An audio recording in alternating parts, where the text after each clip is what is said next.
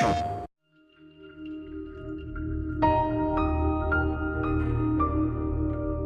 was always kind of dreaming of this game since I've been a kid, you know, in a really real way. I didn't think, oh, I'll make that game. I just thought, wouldn't it be cool if there was a game where, and I think everyone has had that. I think I heard somebody saying it's like a pitch from a child, basically, which is like, you know, there'll be a universe and you can go everywhere and you can have a ship and you can shoot lasers and, you know, all that kind of thing. It's like the most childish idea for a game in the world. And it was really fueled by sci-fi as I had always experienced it, which was books that I'd grown up with, like actual science fiction. We always knew that we wanted to make No Man's Sky. At the time, that was called Project Skyscraper, because we were a big, ambitious name for it. But we always knew the type of game we wanted to make, and we'd known it before we even started Hello Games, and we had talked about it at that point. And we knew that Joe Danger was going to be a stepping stone towards that.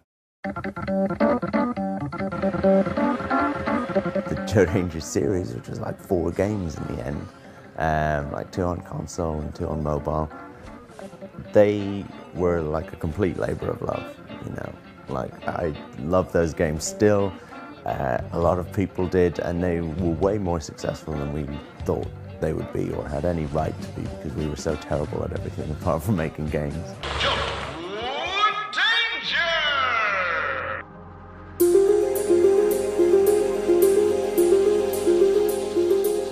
It really kind of properly started a year and a half ago. It's not quite a year and a half ago, like a year and 5 months or something. And that was when 4 of us, slightly different 4 to the 4 that had founded the company, just found a small room within that large office, and we actually just like literally locked the door and had a separate entrance and stuff like that, and squirreled ourselves away. And we started working on a prototype for No Man's Sky.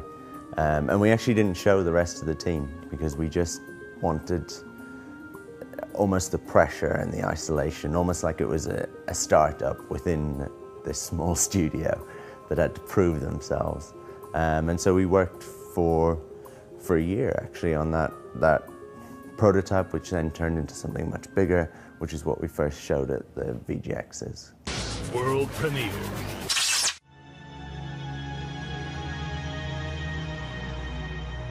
Christmas Eve, I got like a text and then a call saying like the office is starting to flood. This kind of space that we'd done up ourselves and everything that was like, you know, kind of quite personal to us, I guess, was pretty much kind of wiped out within a few hours, basically. And we were back on our feet in a really crappy, lo-fi way.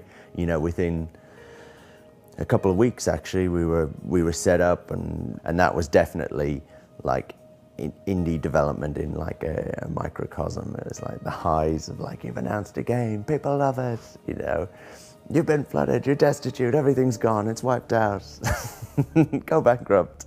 So yeah, it was a crazy couple of months, but man, like my faith in the community, like games, the community in general, was completely restored at that point, you know.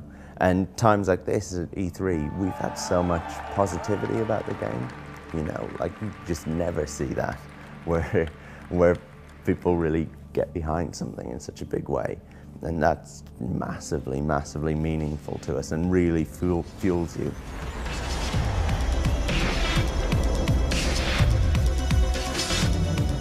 There is this thing that it's set in this infinite procedurally generated universe, but that's actually not why we're making the game. We're not making some sort of tech demo or something like that. We had the idea of making a game that felt true to the kind of sci-fi books that we'd grown up with, the kind of idea of that, the fantasy of that.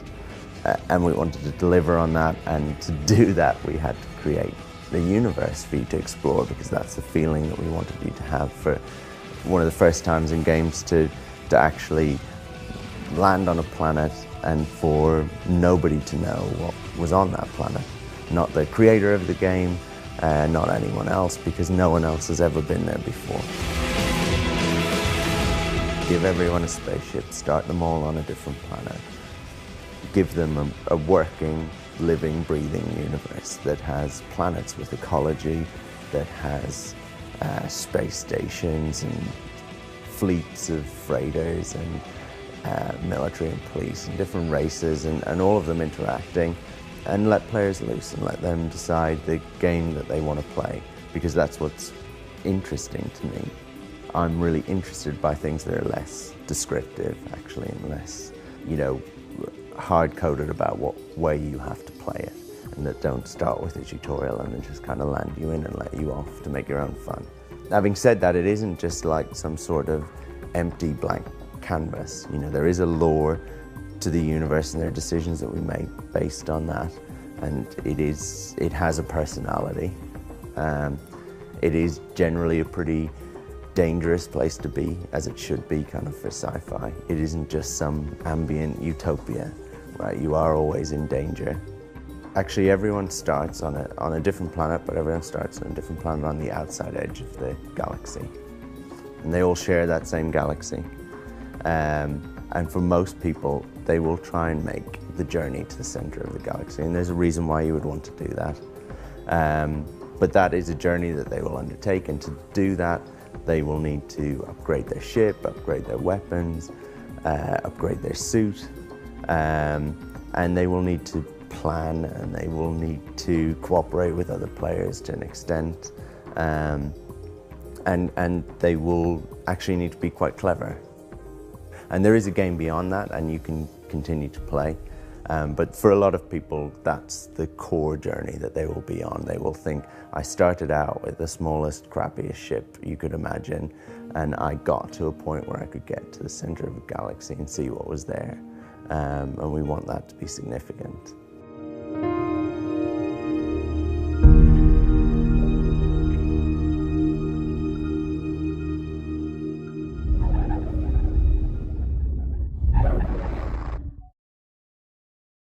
PlayStation